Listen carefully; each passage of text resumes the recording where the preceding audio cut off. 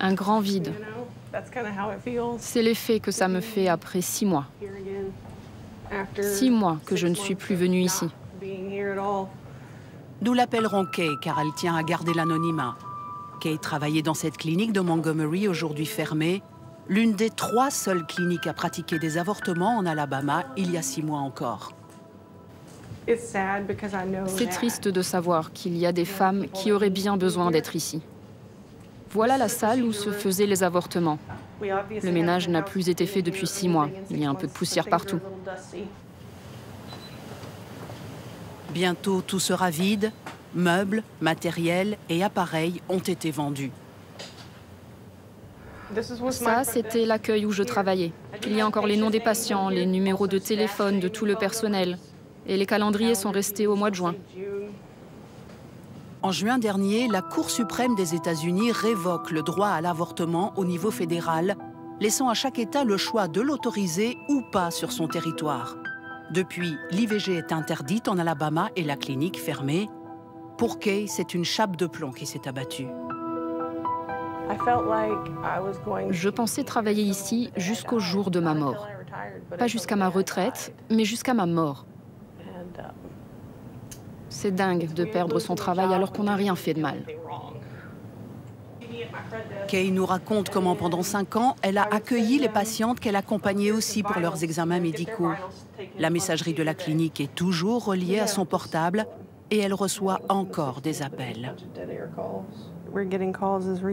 On a encore reçu des appels, pas plus tard qu'hier et avant-hier. Des patientes qui demandent une prise en charge. Des avortements devenus impossibles dans tout l'État après la décision de la Cour suprême. Ce n'était pas une surprise. On savait que l'Alabama serait le premier État à réagir, vu toutes les lois déjà votées pour restreindre l'avortement. Kay nous emmène au Capitole, dominé par les républicains, conservateurs et religieux. C'est là qu'en 2019, le Sénat a voté une loi qui interdit l'avortement, même en cas de viol ou d'inceste. Mr. Ward. Mr. Watley. Adoptée par 26 voix contre 6, tous des hommes blancs, la loi fait de l'IVG un crime passible de 99 ans de prison. Elle est entrée en vigueur dès le volte-face de la Cour suprême. L'homme qui a rédigé cette loi, le voici. Eric Johnston est avocat et fondateur de la coalition Pro-Vie. La loi reconnaît l'enfant à naître comme un être humain à part entière, qui doit être protégé par nos lois. La manière dont est conçu l'enfant ne détermine en rien si cet enfant doit être gardé ou pas. En clair, peu importe si l'enfant est conçu au sein d'un couple marié qui l'a voulu, conçu par un couple non marié par accident, qu'il soit le résultat d'une fertilisation in vitro, d'un viol ou d'un inceste.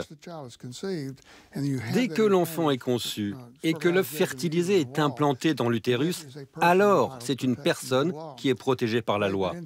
Le viol et l'inceste sont des actes horribles, mais ils restent très très rares. Pour cet avocat qui se reconnaît comme un homme de foi, l'objectif de la loi serait aussi de protéger les droits des femmes. Nous ne poursuivons pas les femmes. Cette loi ne criminalise pas les femmes, mais les médecins avorteurs. Si une femme décide d'avorter, elle a le droit de se rendre dans un autre État où c'est légal de se faire avorter. Aller dans un autre État, c'est donc la seule option désormais. Mais encore faut-il pouvoir se le permettre. La clinique la plus proche est à 8 heures de route. Il faut prendre au moins 3 jours de congé, se loger, sans compter le prix de l'avortement, 500 $. Dans ce sud conservateur où l'avortement reste un tabou, cette loi génère surtout de la peur. C'est pourquoi aucune femme ayant avorté n'a accepté de témoigner, même de façon anonyme.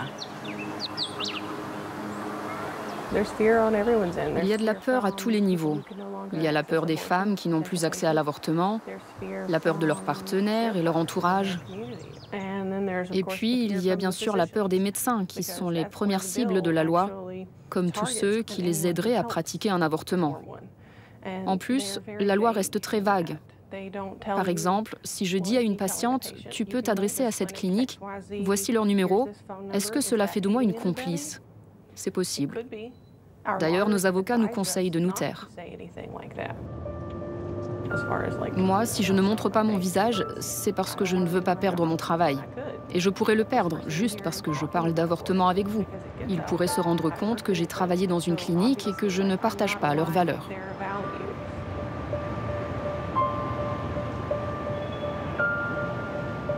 Dans ce climat de peur, les seuls qui osent s'exprimer et s'exposer sont des militants.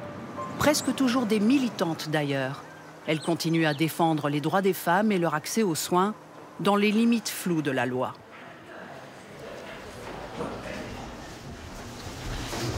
Vous avez le dossier de la patiente suivante. Donc nous avons... Yashika Robinson est de cette trempe-là. La gynécologue obstétricienne partage un cabinet à Huntsville, dans le nord de l'État.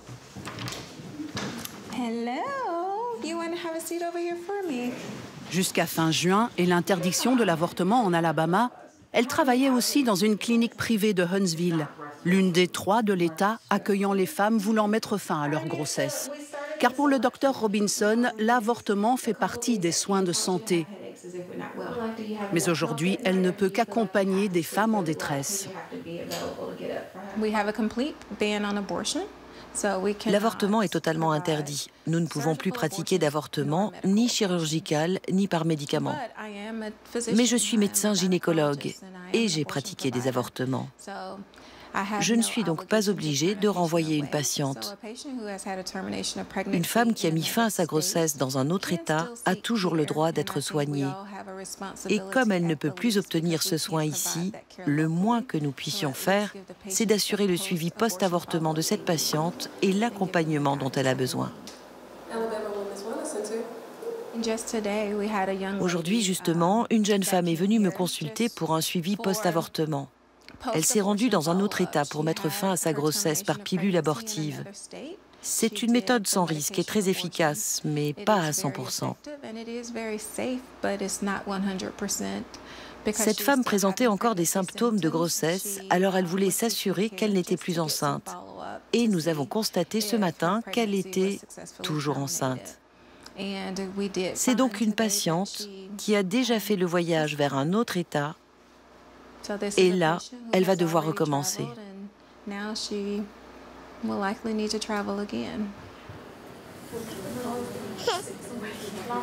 En Alabama, comme dans tout le pays, l'accès aux soins est difficile quand on ne peut pas se payer une bonne assurance santé. Et pour le docteur Robinson, l'interdiction de l'avortement va encore accentuer la fracture entre les plus riches et les défavorisés.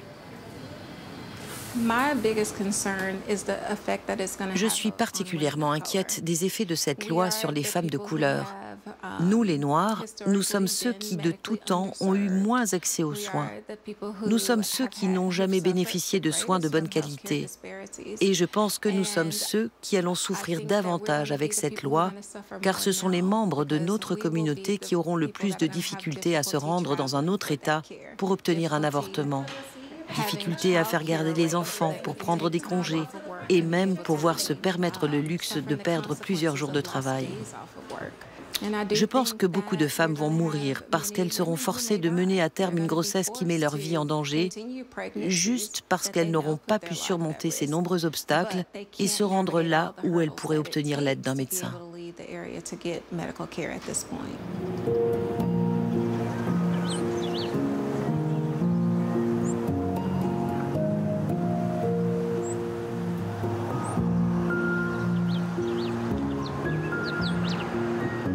Loin du cabinet du docteur Robinson, très loin des quartiers huppés du centre-ville, nous sommes dans la banlieue de Birmingham, la plus grande agglomération de l'Alabama. Une banlieue pauvre où vivent surtout des Afro-Américains.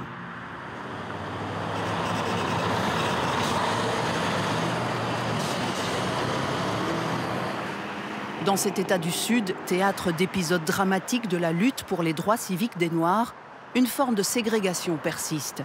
Elle est économique, sociale, mais aussi dans l'accès à l'éducation et aux soins de santé.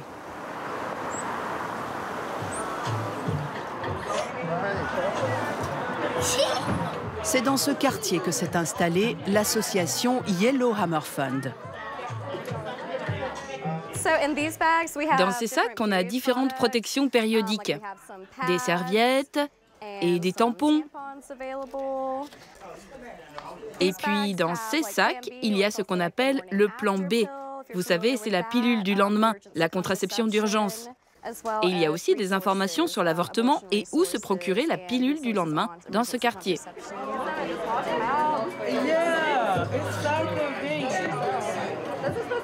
Une fois par mois, c'est porte ouverte, distribution de produits d'hygiène et contraceptifs, souvent très chers. L'occasion aussi de donner des informations à une population qui en manque cruellement, car en Alabama, il n'y a pas de cours d'éducation sexuelle à l'école. Il y a des tas de choses qu'il faudrait enseigner. Par exemple, qu'il faut prendre des bains et être propre aux bons endroits.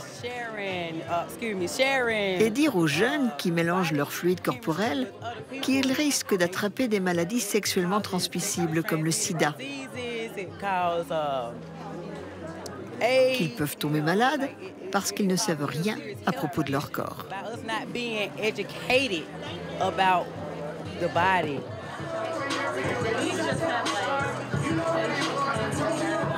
L'éducation et l'accès à la contraception, c'est tout ce que peut faire Yellowhammer depuis que l'IVG est interdite en Alabama. Auparavant, l'association qui vit de dons permettait aux femmes qui n'en avaient pas les moyens d'interrompre leur grossesse en Alabama, voire dans un autre État. La loi a mis fin à ce qui était notre mission principale, c'est-à-dire financer des avortements. Avant, on aidait financièrement environ 150 patientes par semaine. Là, c'est fini. Avant la loi, le taux de mortalité maternelle chez les Noirs était déjà 3 fois plus élevé que chez les Blanches. Les chiffres sont terribles, et c'est surtout vrai ici, en Alabama. Cette loi est une menace de mort. On ne s'en sortait déjà pas avec l'accouchement, alors ce sera pire maintenant, sans possibilité d'avorter, sans aide sociale, juste avec le peu de soins de santé disponibles en Alabama.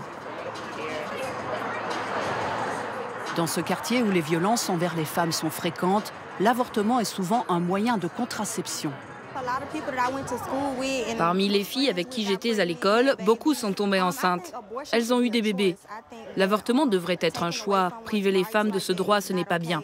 C'est notre corps, notre choix. On devrait avoir le choix de garder son enfant ou pas. Surtout quand on a été victime d'un viol.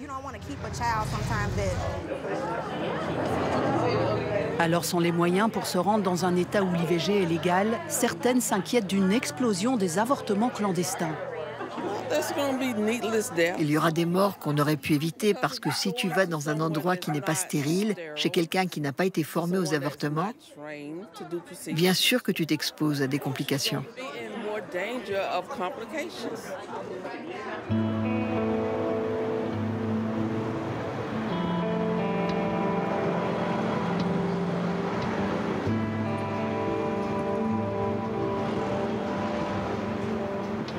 Quand on sillonne l'Alabama, impossible de ne pas les remarquer, les églises sont partout.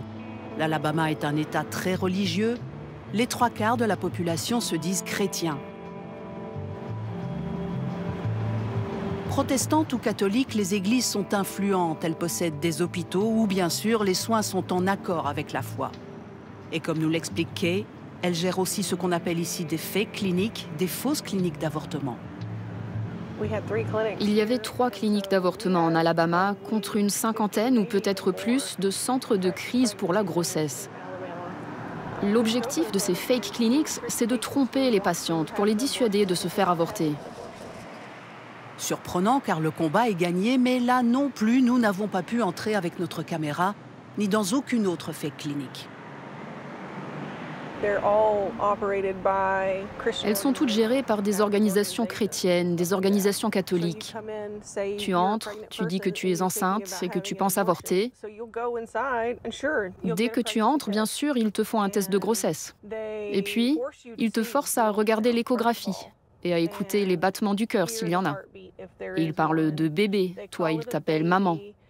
Et toutes ces choses dégoûtantes qui sont dures à entendre pour quelqu'un qui ne veut pas être parent, qui ne veut pas de cette grossesse.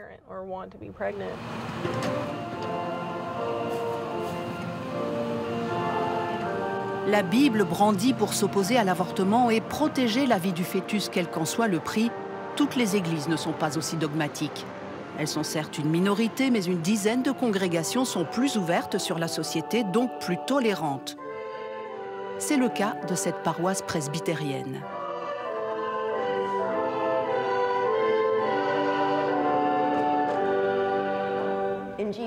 En Jésus-Christ, nous sommes pardonnés. Que Dieu en soit remercié. Les révérends de la paroisse ont pris position contre la loi anti-avortement dès son vote.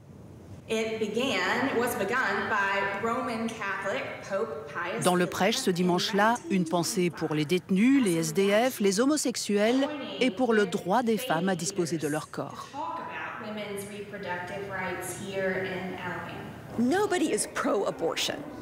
Personne n'est pour l'avortement. Personne ne rêve de subir un avortement. C'est une solution d'urgence. Ce n'est pas quelque chose qu'on aborde avec enthousiasme, mais c'est parfois tout simplement nécessaire. Nous faisons le maximum pour tenter d'éliminer les raisons qui peuvent amener une personne à devoir prendre cette décision. Par exemple, l'une des choses pour lesquelles nous nous battons, c'est l'accès aux soins pour tous. Quand on n'a pas accès aux soins, on ne peut pas mettre au monde un enfant en bonne santé. Nous attendons avec impatience le jour où chaque grossesse pourra bénéficier de tout ce qui est nécessaire. Mais voilà, nous ne vivons pas dans ce monde-là. Et quand on lui parle de ceux qui se revendiquent pro-life, donc pour la vie parce qu'ils sont contre l'avortement, je dirais que nous sommes pro-life. Nous soutenons tout ce qui améliore la vie des femmes. Nous soutenons tout ce qui améliore la vie des enfants. Nous œuvrons en faveur d'une société dans laquelle les gens auraient les moyens de vivre, de s'épanouir. Nous défendons la vie dans un sens beaucoup plus large que simplement la vie in utero.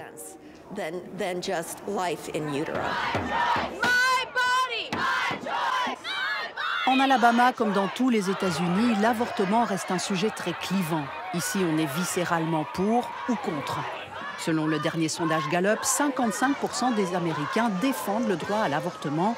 Pour 39%, c'est un crime.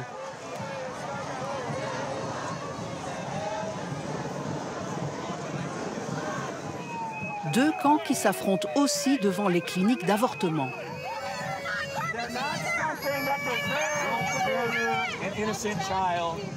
Au milieu, ce qu'on appelle les cliniques escortes, identifiables à leur gilet, les anges gardiens des femmes venues se faire avorter, protégeant leur identité derrière d'immenses parapluies. Notre rôle, en tant qu'escorte, était de protéger les patientes des manifestants sur le trottoir. Il y avait des ultra-religieux qui se postaient en face de la clinique et qui hurlaient les pires insultes qu'on puisse imaginer. Cathy était escorte à la clinique d'avortement de Huntsville pendant plus de 30 ans. Aujourd'hui, le calme est revenu ici car on ne pratique plus d'IVG en Alabama. Mais 30 ans de lutte, ça crée des liens. C'était tellement bien de rencontrer des gens qui avaient les mêmes idées, car en Alabama, presque tout le monde est religieux et conservateur. Alors être avec eux, c'est magnifique. Alors, avec d'autres escortes, ils se retrouvent une fois par mois dans la salle d'attente de la clinique pour évoquer les attaques contre les médecins et les bâtiments, les moments émouvants aussi. Et cette gamine qui est arrivée, elle avait l'air plus jeune que ma petite fille de 9 ans. Quand j'ai compris ce qui se passait, ça m'a brisé le cœur. Savoir que cette fillette si petite, si frêle, était enceinte, ça m'a bouleversée. Et ces idiots de religieux qui voulaient la forcer à poursuivre sa grossesse.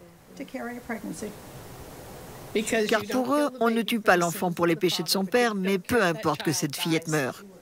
Et ce projet de loi où le violeur doit autoriser sa victime à se faire avorter. Ils ont à peine revêtu leur gilet qu'en surprise. Ici, le docteur Robinson est une véritable héroïne car en plus de son cabinet en ville, elle a travaillé dans cette clinique d'avortement depuis 2005. C'est dur de revenir ici. Ce n'est pas aussi vivant qu'à l'époque où la clinique fonctionnait et qu'on accueillait les patientes. En moyenne, on voyait 20 à 25 patientes par jour. Voici une des salles où ça se passait. C'est ici que nous mettions fin aux grossesses. Nous faisions des avortements jusqu'à 21 semaines et 6 jours de gestation, ce qui était alors la limite fixée par la loi en Alabama. Plus de 2300 avortements pratiqués ici l'an dernier, soit un tiers des IVG réalisés en Alabama. Avant la loi, le Dr Robinson accueillait aussi des internes en obstétrique qu'elle formait aux gestes spécifiques à un avortement. Connaître la technique, savoir comment on procède en se référant à un livre, c'est une chose. Mais avoir l'expérience de la pratique en est une autre. Désormais, la loi autorise un médecin à pratiquer un avortement seulement si la vie de la mère est clairement en danger. C'est la seule exception tolérée. Ce n'est pas dans ces circonstances qu'un interne en formation peut s'exercer à pratiquer un avortement. Là, il faut quelqu'un qui ait de l'expérience. Voilà comment se présente le stérilet quand on le sort de son emballage. Voilà la boîte. Ne l'ouvrez pas tant que vous n'êtes pas sûr de pouvoir introduire le stérilet. Dans cette université privée, le Dr Patel montre comment poser un stérilet. C'est le seul qui ait accepté notre caméra. L'université d'Alabama, qui reçoit des subventions de l'État, a refusé. Ici, la foi et les croyances pesaient déjà sur la formation des futurs médecins avant l'interdiction de l'IVG. En Alabama, beaucoup de médecins refusent de poser un stérilet, donc ce qu'on vient d'apprendre, car ils croient que le stérilet provoque des avortements. Résultat, je n'ai pas pu assister à une seule pose de stérilet au cours de mon stage le mois dernier.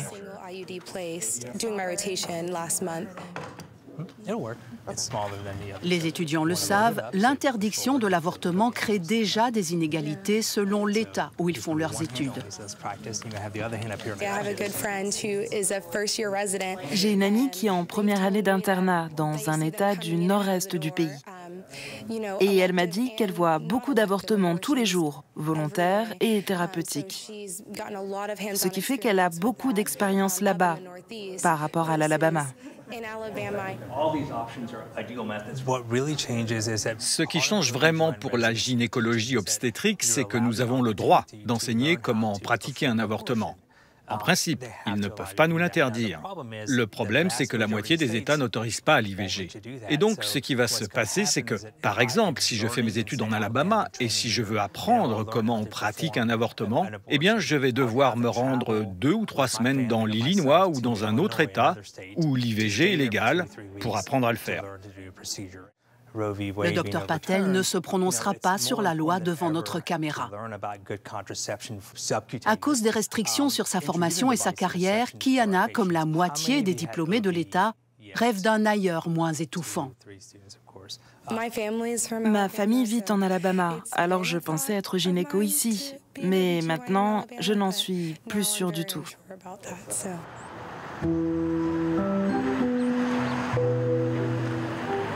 Partir ou rester, la question se pose aussi pour les femmes. Se rendre dans un autre État pour avorter ou alors rester, assumer une grossesse non désirée ou se débrouiller pour y mettre fin.